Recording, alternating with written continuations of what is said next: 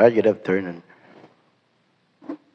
Itong kantang to para po sa mga nangangako na laging napapako. Isang nangangako na isang leader ng bansa na nangangako, ngunit napapako. Para sa kanya to, guys. Sana magustuhan nyo, guys.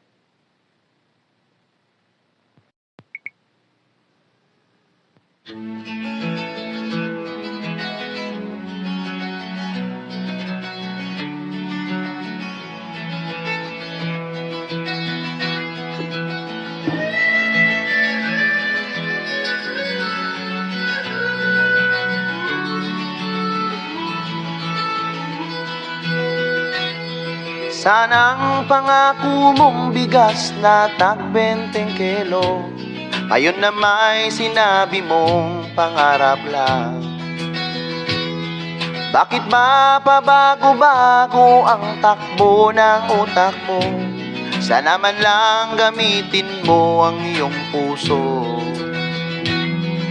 Ngayong nakaupo ka na dyan sa palasyo, sapagkat inihalal ka ng mga tao. Bakit daing ng bayan ay di mo naririnig?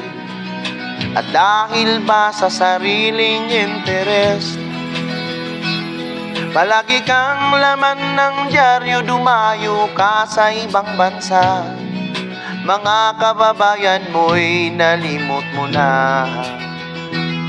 Umukulo na ang tiyan at halos lahat nabudol mo pa. Ikaw na may nakangiti sa kamera.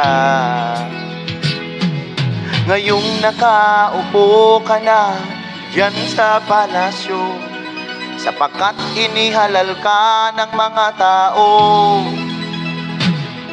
Bakit daing ng bayan ay di mo naririnig?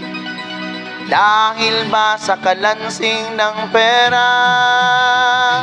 Nasaan ang iyong mga pangako? Sa hirap bayan ay mahahango. Nasaan? Nasaan? Itong mga mamamayan baon na sa mga utang. Ito ba ang pangako mo, kaunlaran? Nasaan ang iyong mga pangako? Sa hirap bayan ay mahahango. Nasaan? Nasaan?